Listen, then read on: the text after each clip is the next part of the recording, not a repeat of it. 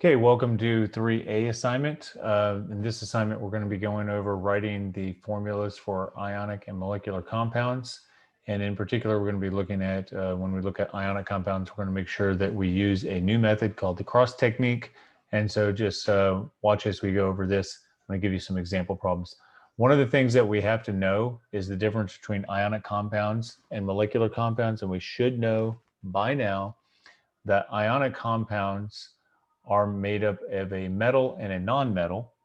And then also, if we're looking at their name, like for instance, aluminum oxide, we do not see any prefixes. So if we were looking at a molecule, we would see these prefixes, and we know we just use the prefixes to write the formula.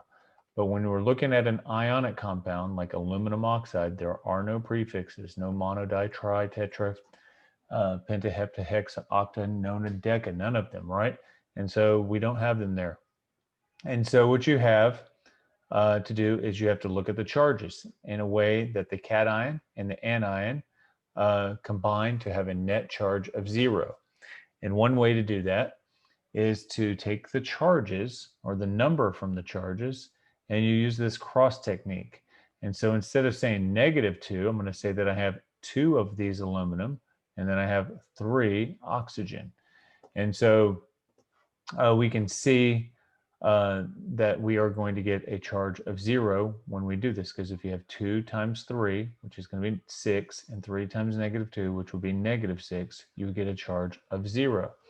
Another way of looking at that is if we looked at the example that we had in week 2A, I believe. If we look at our example here, I believe we have, I have to do it from the student view. Yes, here we have aluminum oxide once again. And if you notice, we have 2 aluminum, +3, and 3 oxygen, -2, -2, -2, and the sum of these charges equals 0. So when we have a ratio of 2 aluminum to 3 oxygen, our sum is 0 on the charges. And so that works out really, really well. So where are we getting the charges for aluminum and oxygen? And so you get those from the periodic table, and we have those here. This is a nice periodic table to use because it does have charges on the chart. And so what you see is aluminum is +3, and you can see oxygen above the oxygen is -2, or you can even look in the box, right? And it's -2. And so you can tell exactly what the charge is. Okay, so when we have a molecular compound, we see the prefixes. And so we just simply use the prefixes to write the name. Now, when you have a name that does not have a prefix for the first element in the name, that means there's only one. So for instance, nitrogen monoxide, mono meaning one. Well, you don't see a prefix on this nitrogen. Well, when there's not a prefix, that just means one nitrogen. And so you can see in the formula, one nitrogen, one oxygen. All right. All the others have prefixes in the front of the names because it's more than one. So dinitrogen meaning 2 nitrogen, trioxide meaning 3 oxygen. So you write N2O3. And so that's all there is to that.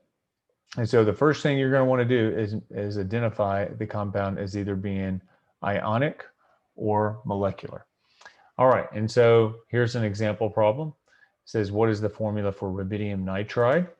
All right, and so for rubidium nitride, we're going to show our work. If the compound is ionic, show the charges and the cross method or the cross technique for determining the formula. If the compound is molecular, write the prefixes with the meaning. So let's do this real quick. The first thing you're going to need to know, though, is this an ionic compound or a molecular compound? Because it really determines what we have to do, as we see in the instructions. And so look at the name, rubidium nitride. Do you see any of these prefixes? All right, rubidium nitride. No, you do not see those prefixes. So we have to go figure out what is the charge of rubidium and what is the charge of the nitride ions. And so we can go up here to this periodic table. We can find rubidium, and rubidium is +1. and nitrogen right here is -3. And so now let's go show our work now that we know that it's +1 and -3. So rubidium is +1 and nitrogen is -3. And so we'll just move those to the top right corner, and you can shrink those down so they look really neat. And move that there, top right corner, shrink it down, looks really neat. And now what you're going to do is you're going to go to the line feature, and you're going to take a line and you're going to move it right here. And we are not moving the plus sign, just the 1. And we're going to show that there is a 1. All right. And this means that there's going to be 1 nitrogen. All right. And then we're going to do the same thing over here. We're going to take this 3, not the negative, just the 3. And we're going to move it over here. And let's move that to where it looks neat. All right. And now that means we're going to have 3 rubidium. All right. So all we have to do is write our formula to match our picture. So we do this. We write our symbol just like it appears on the periodic table. Just like it appears on the periodic table. Of course, I have those already typed in when you get here.